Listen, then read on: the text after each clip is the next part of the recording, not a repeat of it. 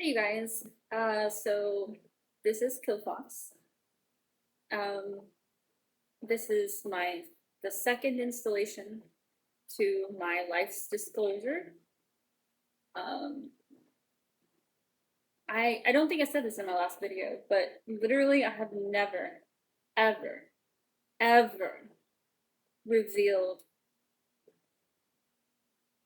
even 50% of my life story to anybody, ever. So yeah, this is literally a disclosure moment for me to share. It's crazy. So I'm gonna go back. I'm gonna try and stay in that same kind of time frame as I did my last video, which is like between the ages of birth and to about 10 years old. Um, and continue to build on that story a little bit. Um, so I did want to go back to when,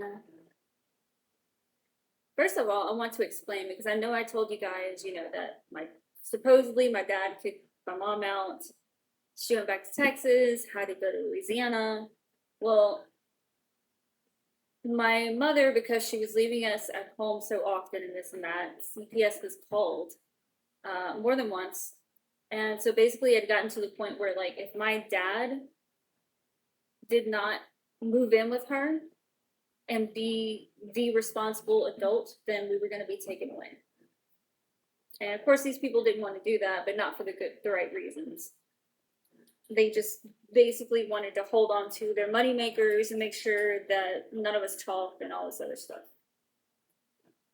So eventually, after my mother was given a place, while she was doing college and this and that, given a car, just magically out of nowhere, she was still staying in the bars at night and picking up the most toxic motherfuckers I've ever to this day seen.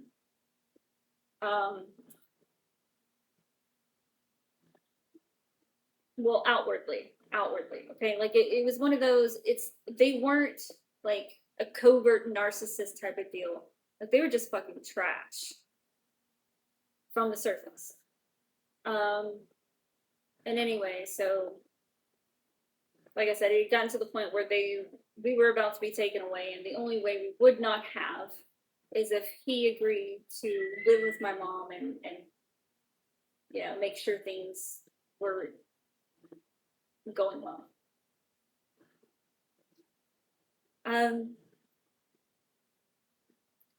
So before we got our house, before my dad moved back in, all this other stuff, back when we were staying with my uncle at his house, you know how I said like I would hear things?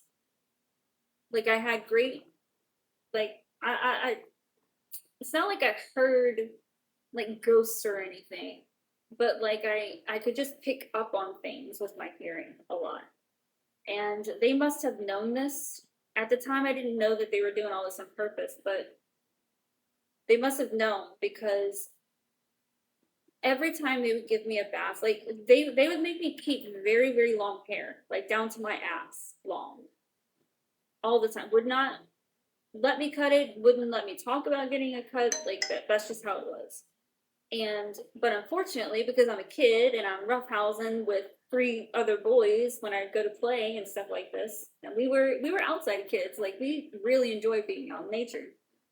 So we were dirty, dirty, dirty little rats. And so washing my hair was a chore for anybody to do. And my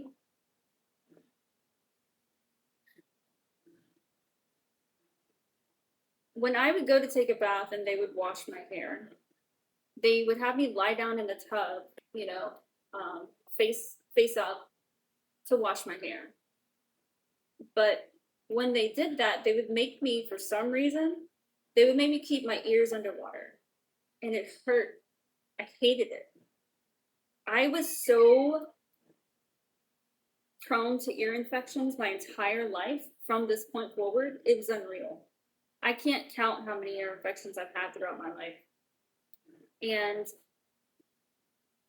so I would get an ear infection because they would do this, and they would just be treating it in all the wrong ways. So all of their treatments only made it worse. It made it worse. It made it so I would get these ear infections so much more often. And it ultimately affected my hearing. Um, but yeah, I mean, even as an adult, if I go to tell somebody I can't go underwater, they ask why, and I say because water gets into my throat from my ears, and that starts the infection. They're like, "What? No ear? Like, how do you get water in your throat from your ears, bro?" Anyway, it is what it is. That's just how it's always been for me. So getting into any kind of chlorinated pool, if my ears were ever anywhere in it or to get wet at all, I would end up with an ear infection, and that's one of the most painful experiences of my entire life has been through ear infections. But yeah, so I mean that was their way of like destroying my or they're seemingly destroying some of my abilities, so to speak. Um, but another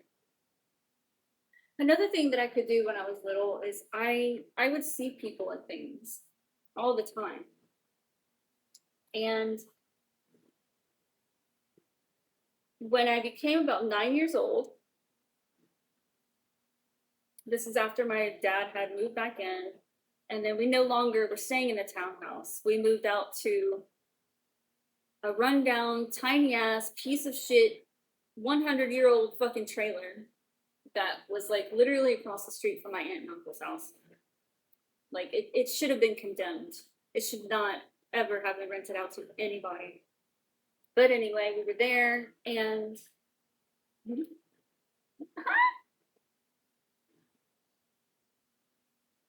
I lost my train of thought. Okay, so where are we at? I was 9 years old. Oh, and I was seeing things, but I was seeing bad things. So it wasn't that I was just seeing. I wasn't seeing friendly entities. It had gotten to the point where I was seeing like murderers, serial killers, bad people, and it scared the fuck out of me. And I don't know why. You know, I do understand that at the time I didn't understand that I hadn't put two and two together that my Aunt Margaret was a part of, abusing me and stuff. So she was the only person that I knew that had a good idea or a good understanding of the Bible. So I thought, right? And so I went to her and I was like, I keep seeing these things and they're scaring me. I don't know what to do. And so she, surprisingly, actually had given me the best advice, kind of, sort of. Um, so she had advised that you know, without saying meditation, she basically had me go into meditation. So, like, through my prayers, she said, so before you go to sleep, she said to say a prayer. And she walked me through the whole scene. She's like, imagine this, imagine that. And she's like, she laid the whole scene out. She's like, so imagine that you're walking onto a bridge, and this bridge is over some water, and it's calm water. And as you get to the middle of the bridge, that's where you see Jesus. And then when you start talking to Jesus, tell him that you don't want to have these visions anymore because they're scaring you. And sure enough, like it worked. From there on out, I stopped seeing these entities, like with my eyes. Um, it's kind of a catch-22 though, because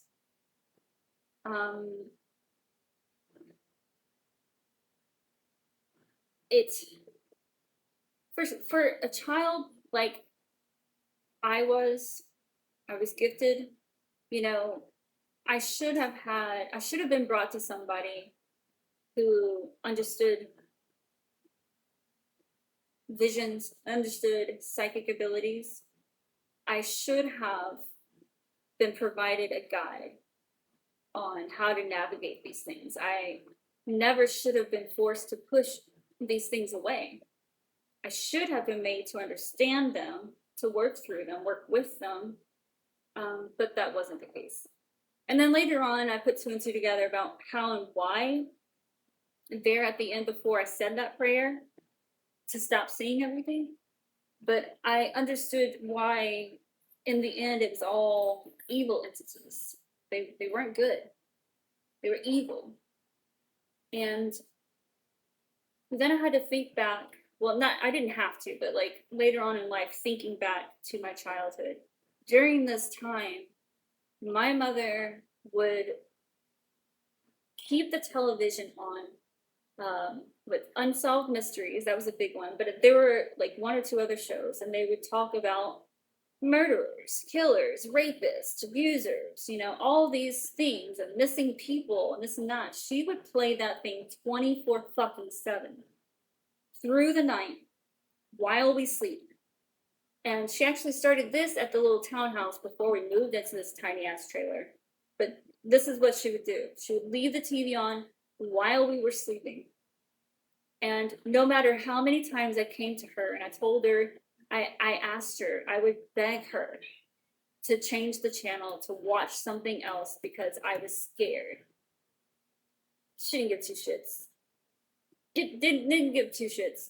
All right, but later on in life, I learned what subconscious programming is. I didn't understand that these people understood this power and were using it against me at the time. But yeah,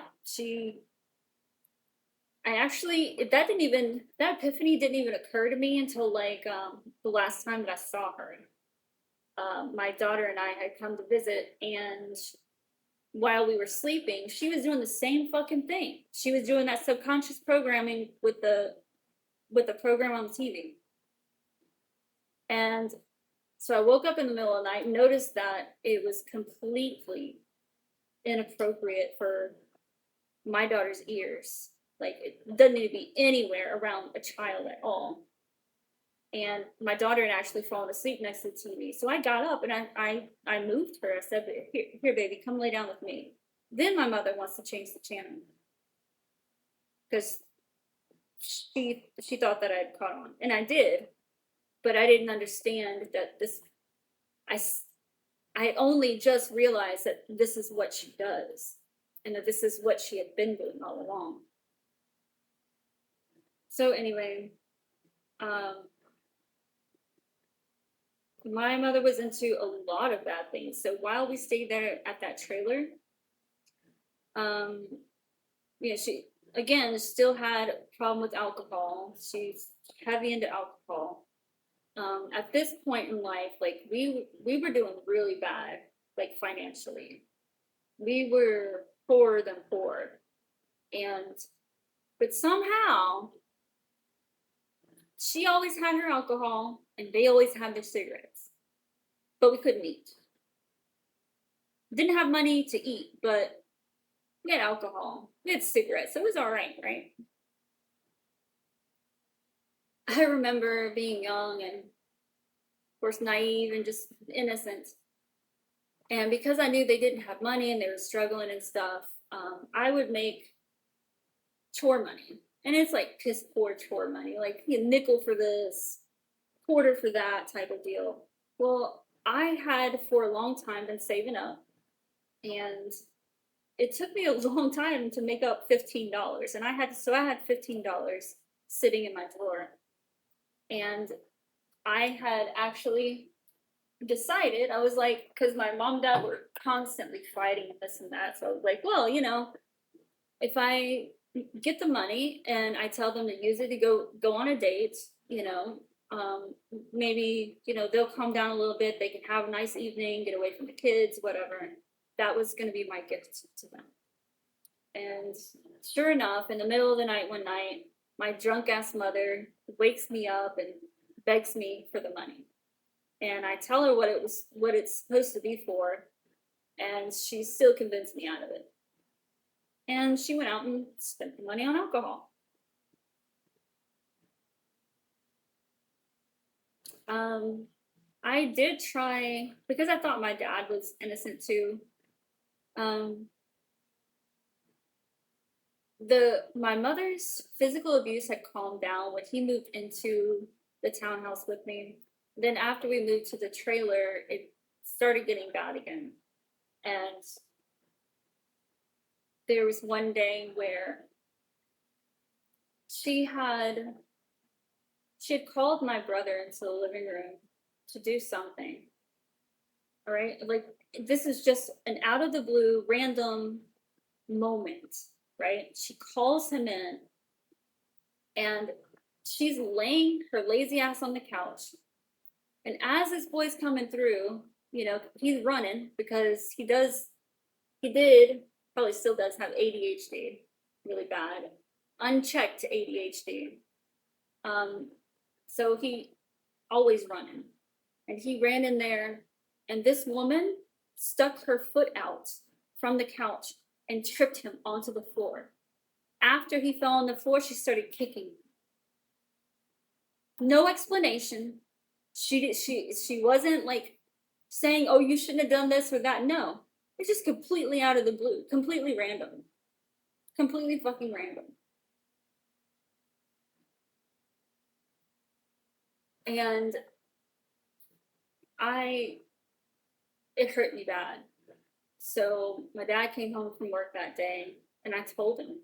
I told her what she did to him, and he lost his shit.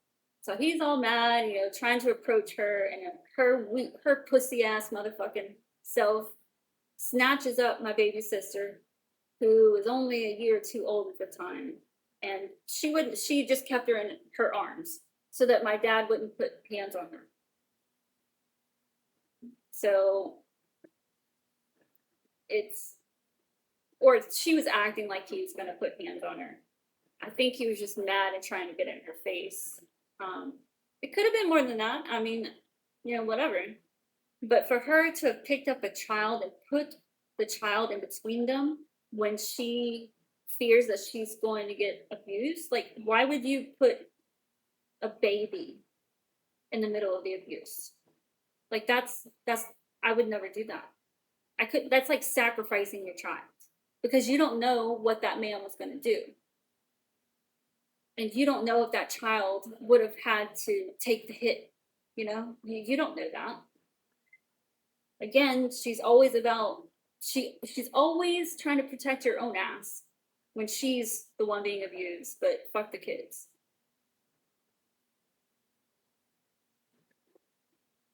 And that woman, God, I hated living with her. And so like growing up, my brother and I were not taught how to groom ourselves, how to clean ourselves. We might have seen a bath once a month. Wasn't a shower. We were never taught how to shower. It was just a fucking bath. And with my long ass hair, I could never wash my hair by myself. Or if I did, it just didn't get washed properly. And that followed us for a long ways. I remember my father's mother, my grandmother, when I would go visit, she would buy us clothes and she would get us cleaned up anytime we visited because it was more about making a statement. Like, she didn't want other people to think that her grandkids were living that way, even though they weren't. She wasn't going to be seen with a grandkid that didn't have expensive clothes and, unkempt and stuff. So it was pretty bad. Like, there was a time in my life where I missed a lot of school because I stayed sick. I stayed sick. And there was one time, like, I felt like I was on my deathbed. I had a flu that turned into pneumonia, and for whatever reason, they decided to take me on a trip to Texas. Like, why would you do that when your kid's not sick? But it turned out to be a good thing because my mother and father are chain smokers. Like, they don't put the cigarette down. There's no such thing. And they don't believe in smoking away from the kids or outside. They do not believe in that. And even though the doctors have told these motherfuckers to not smoke around me because my lungs can't handle it. They didn't listen. I swear to God, I remember laying on the couch, deathly sick, not being able to breathe. My mother sitting right next to me, smoking with, fucking sick. And I remember them sending, I got sent to Texas, and my grandmother had to pay for a doctor visit. She bought a humidifier, she bought all the medicines and stuff like that. And I mean, that's basically what would happen. Anytime I would go to my grandmother's, that's when I would get clean. That's when I would get healthy. And then I would have to get shipped back to, being the same sickly, unclothed, unkempt person. Um, yeah, it was rough. And I remember while we were at the trailer, we had a neighbor who was an old man that for some reason my mother was perfectly fine calling him Uncle Bob. Why Uncle Bob? Why didn't she just call him Bob? I don't fucking know. But she would go over there and she would get drunk with this man. Oftentimes because he would just let her drink off of his alcohol too. But it had to have been more than that. I remember her coming back and she was telling me about how he's a disgusting man, how I don't need to go anywhere near him because he told her that he has his daughter drop off his granddaughter from time to time, and when she's there, he has his way with her. And the grandkid at the time is under 10 years old. So she's telling me to stay away, but she basically lived at his house the entire time that my dad would spend at work. It was bad. It was rough. It was rough.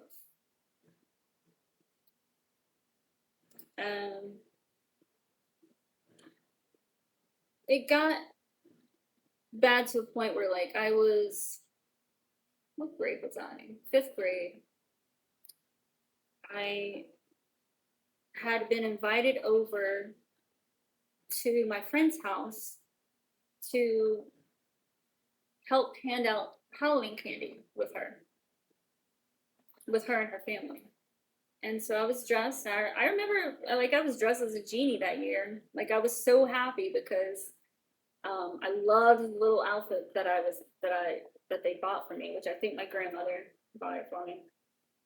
So anyway, my dad, he was working the night shift that night on Halloween.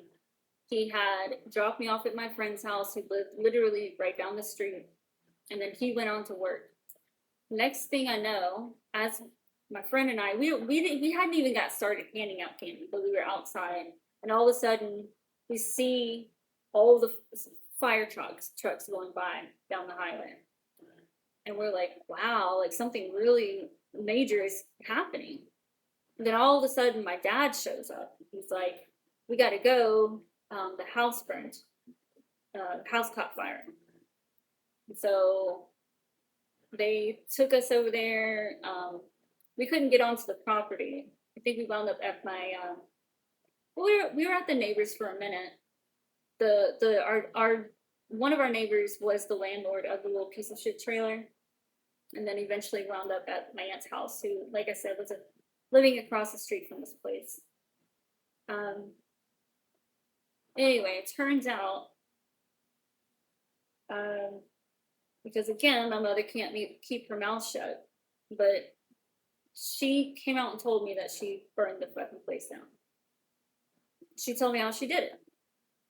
There was a small gas, actually the only heater in the fucking trailer was we called it my dad's room because he always slept alone. My mother would never sleep in there with him. So anyway, in my dad's room, there's a little small heater, and she said that the bedroom was full of dirty laundry, just covered in it. And so she said all she did was, put a piece of that clothing up to the furnace and left it there. And I can't. They said it burned down less than 10 minutes because, like I said, it's a literal piece of shit. It was a literal piece of shit that we were living in.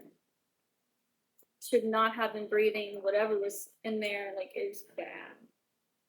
But yeah, she burned it down.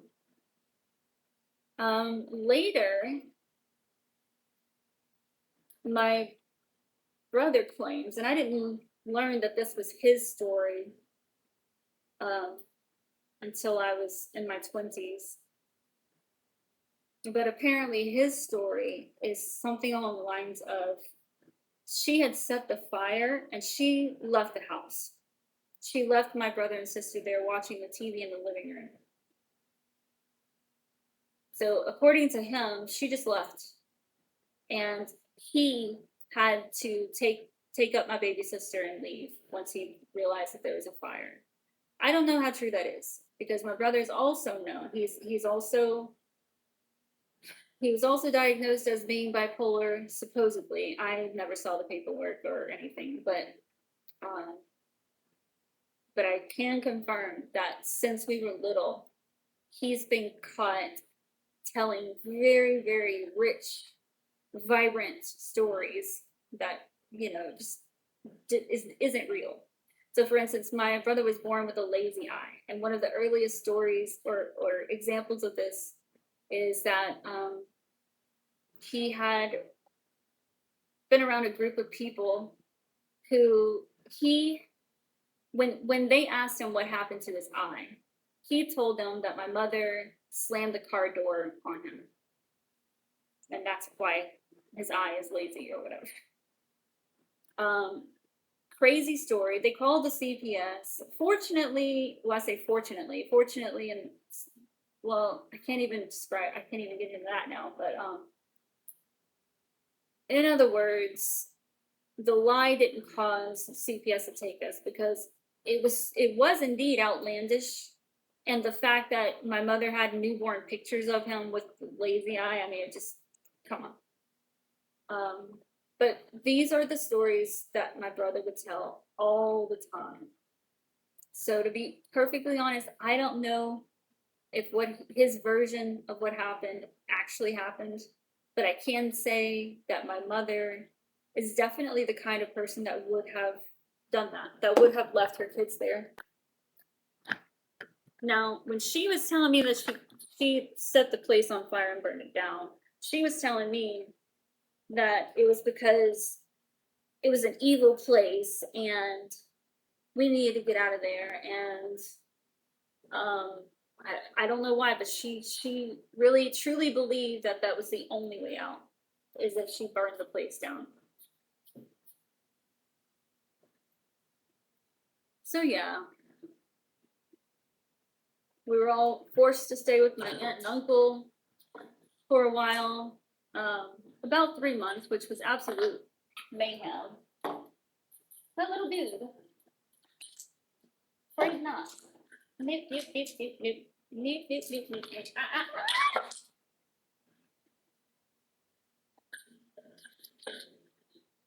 Um,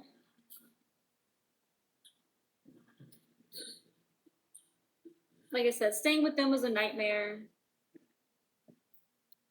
because it was our family. We were a family of five. Their family, which is a family of four, and my great grandmother, who had started living with my aunt and uncle because supposedly she was going down in health and stuff. So we had all those people living in my aunt and uncle's house, which they did have. They had room. They had plenty of room. Um, they had 3 bedrooms for their own family. They built an extra room for my great grandmother to live in, and then we kind of parked and hung out and stayed in. They have a den and a living room, so we were in between those two. And somehow, miraculously, my father, who couldn't afford the piece of shit trailer that we had, like we literally were facing eviction every month for that piece of shit that cost next to nothing, and we couldn't afford it. But all of a sudden, he was able to get a loan against his 401k. He got a lot of money out of it, enough to put down money on a brand new trailer, put to have it moved, to pay for the little lot. They also had money to buy a van, a new brand new vehicle.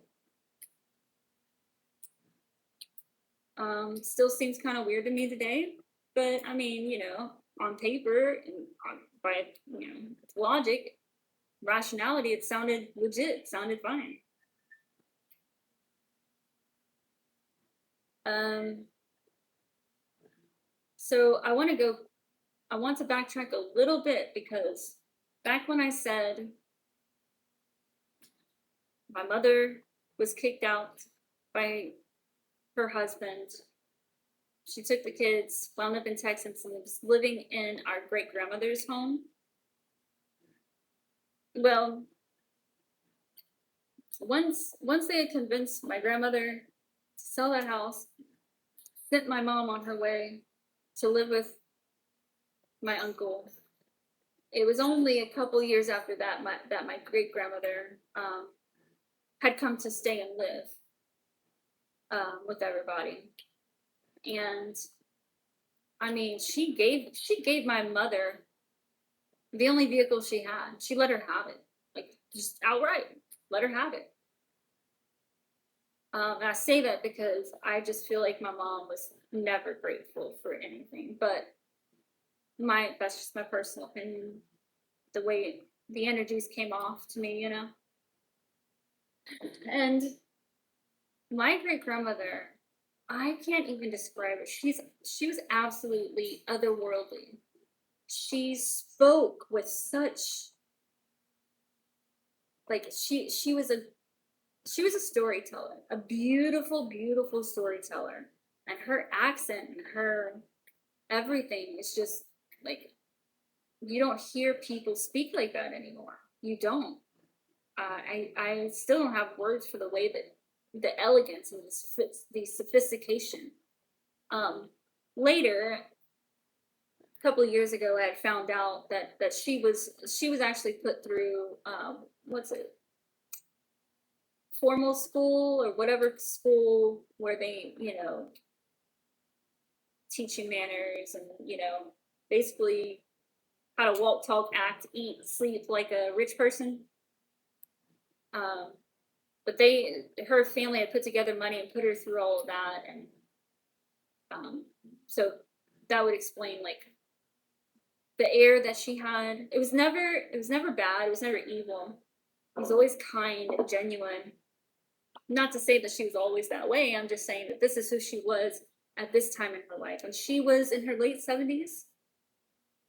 Um, at the time when she first, you know, had come down to Louisiana with us, but it wasn't long. It was so my aunt and uncle, I didn't really specify that, but my aunt and uncle, after we moved out into the townhouse or whatever, they had upgraded. They bought a huge piece of property and a home. They remodeled it. They renovated it. They, you know, all of a sudden, had all this money. Um, well, it had already been determined that my great grandmother was going to stay with them, live with them. So my aunt's like, "Oh, okay. Well, we'll fix up this little." It was a like a sunroom type of deal. They turned it into more of a bedroom for her, um, and everything was going fine. And then all of a sudden, my mom would come to me with these stories about my grandmother, and they were trying to say that she was losing her shit. They were trying to say that she was getting lost, that she was hurting herself, that she was falling. Um, but something that even my mother said was, "We never saw it. We were over there all the time visiting. We never saw any of this."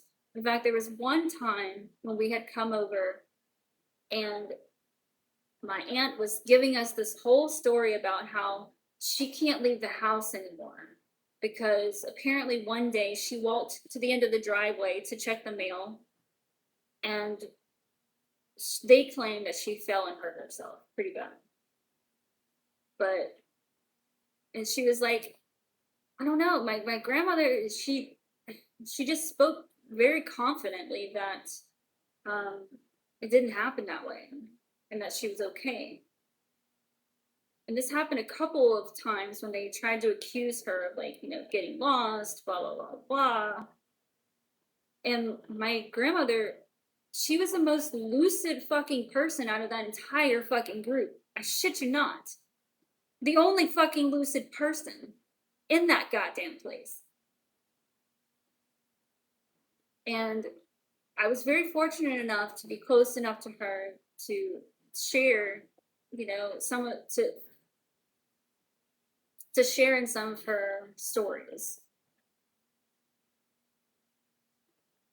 But it was very obvious, to the point, it was so obvious that even my mother had made the same suggestion that there was nothing wrong with her. They were putting this story on her so that they could get her on medication would cause these problems, is what happened. I witnessed my aunt hit her like a child, like fucking hit her for no good reason. And like it would be things like my aunt would just act like she's worshiping this woman and doing everything for her, and she bought her this expensive ass piano, for thousands of dollars, and put it in her bedroom for her to play. But that's what she said she bought it for, right? Every time my grandmother would go to play, she would come running in there saying, "Stop that. That's too loud. Shut up. It's too much. Turn that off. Get off of there." Oh my God. The woman was never allowed to play. She got to play for us one time, and that was because my aunt had set it up like, "Oh, yes, why don't you come play what you know for us?" And let me tell you, my grandmother was such a beautiful piano player. Oh my God. I remember being at the house that she was letting my mom stay in before she sold it, and she was teaching me. She would sit there on the piano and she would teach me a little bit. She even bought me a mini piano. It was cool. But she was never allowed to touch the piano, and if she did, she got barked at, she got scolded, and they were hitting her. They were hitting her. Anyway, eventually they sent her to a nursing home, which I still couldn't understand. And this woman, the whole time, was completely coherent and lucid. But when she was at the nursing home, then all of a sudden they claimed, okay, well, she's got Alzheimer's. She can't remember anything or anyone anymore. And I remember my mother getting very, very upset because it supposedly got to a point where every visit they would have with her, she didn't recognize them. The only person she recognized every single visit was me. She knew me by name. She knew who I was. She spoke to me. And my mother, she fucking hated that shit. So I don't know, like, if my grandmother was doing it on purpose, honestly, I would be doing the same thing too. I would pretend not to know who these fuckers are too. After everything that they had done to me, yeah, I would pretend. I'll never know the truth behind that. I did think it was strange, though, that at 9 years old, my mother comes to me out of nowhere while my great grandmother is staying at my aunt and uncle's new house across the street from us while we were in the piece of shit trailer. She had come to me and she's like, "Well, grandmother doesn't have as much money as they thought she did, so she's only got enough money to pay for her burial."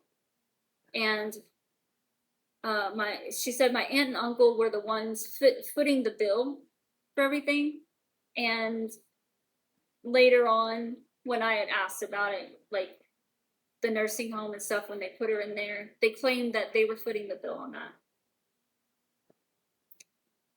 And I didn't understand, like, why would my mom, I was a 9-year-old, why would she approach me and say, "Well, it turns out she doesn't have as much money as they thought she did"? Why would you do that and say that? Because so far, every time you come and you do and say something like this to me, you're trying to say the opposite thing, right?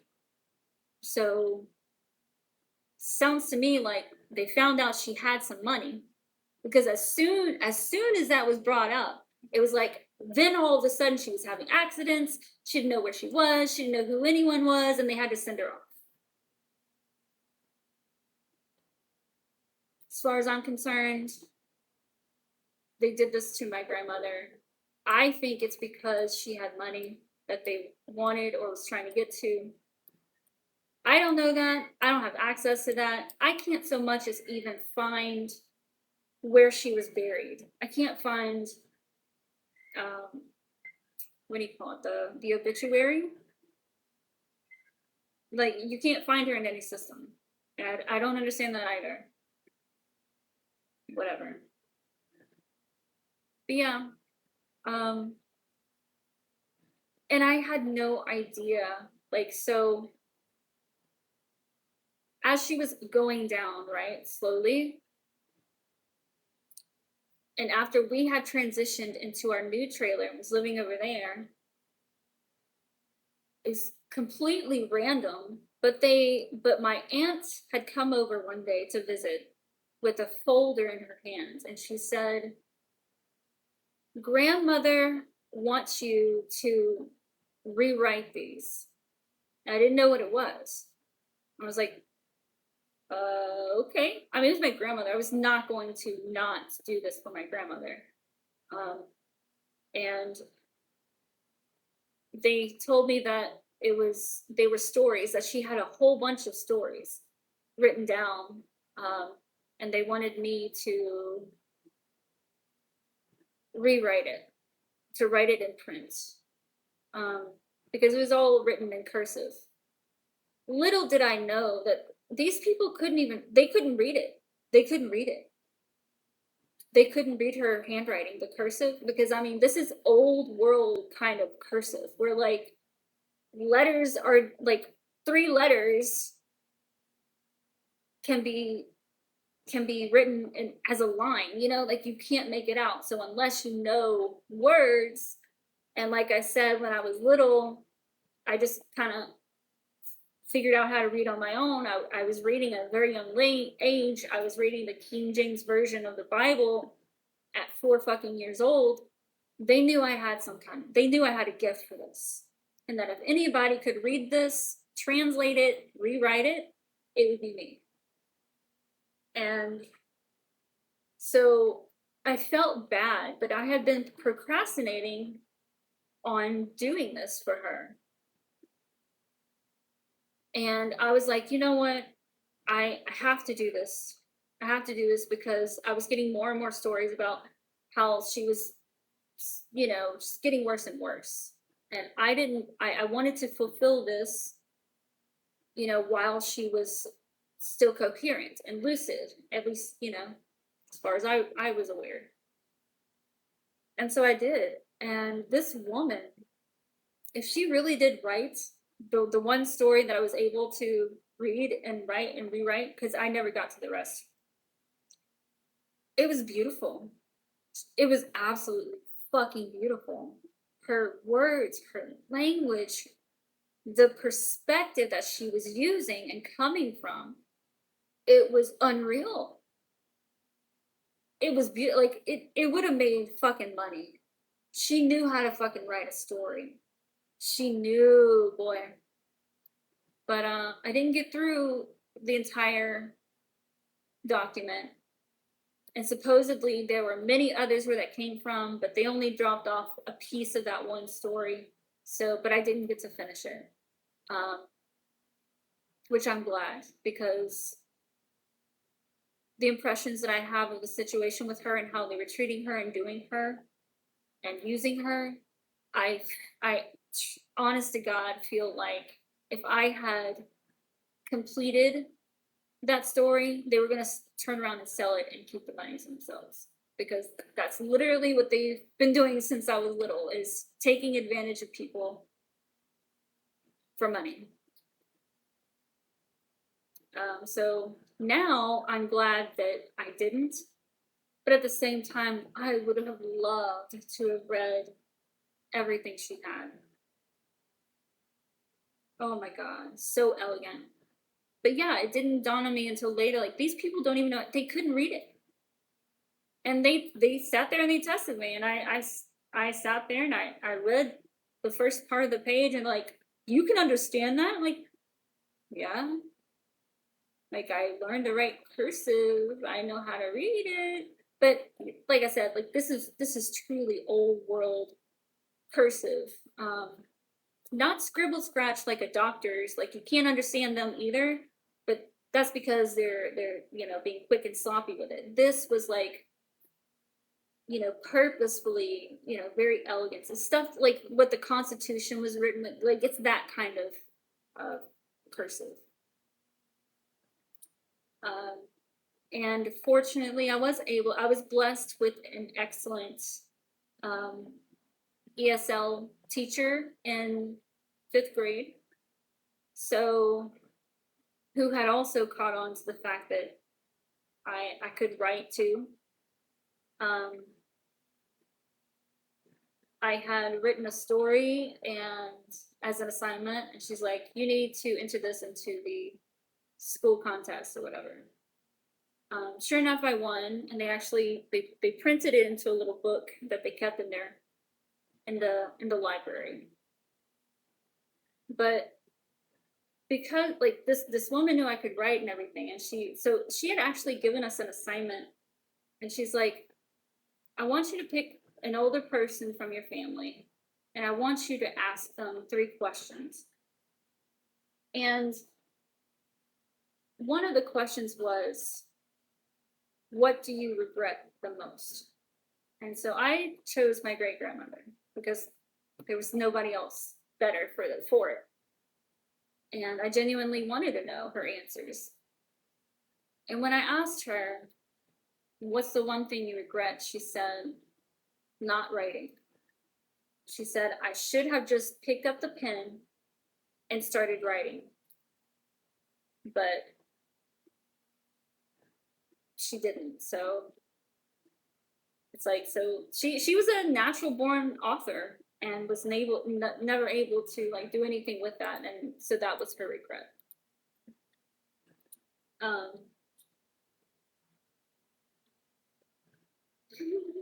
sorry, kitten's feeling feisty right now.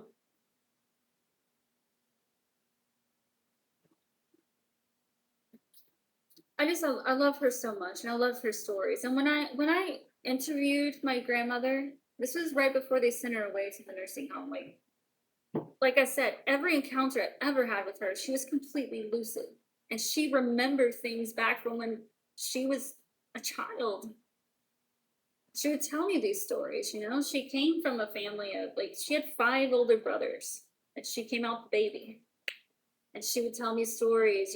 She had been playing the piano since she was born, and she would tell me that her family had saved up and bought her a piano, and that she would tell me how her brothers would play with her on the piano box outside, that they would put her on top and they would have her singing and dancing while they were like moving and like carrying the box.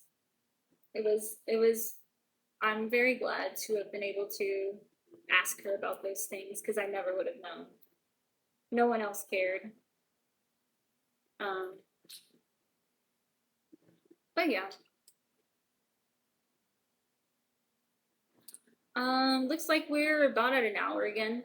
So, like I said, this is my life is so detailed and layered with stories and perspectives. Like we're still not out of my childhood years yet. But that's the next installment. Again, at least this is kind of sort of a happier note to end on because I'm talking about my great grandmother and her beauty and her elegance and sophistication and love.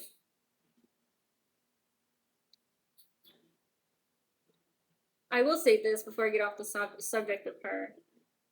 One of my greatest regrets in life was when my mother was going into labor with my baby sister, who's 8 years younger than I was. And my great grandmother had come over to watch my brother in law. my brother and I while she was in the hospital. And so she had stayed the night, and that morning we were supposed to get up, get ready, and go to school. And I was just a tyrant. Like I thought that it was playtime because the parents were in the house, weren't there, and I was just being disrespectful, and I was hiding in the closet, and so we didn't go to school that day because I didn't get ready, and of course my brother was doing the exact same thing I was doing, and I feel so bad for being disrespectful to her like that because she was the one person who was never disrespectful to me, and I regret that, but I know she knows that now. I know she's always known that, but still wish I could have been the one to have outwardly apologized and tell her that, I'm sorry. I was being a kid and I wasn't being considerate. But yeah. Alright guys, that's it for the second tape. Oh my god, I hate to even think about how many this is gonna resolve them. But anyway, I love you guys. I will talk to you later, and until the next one, bye. Stay cool.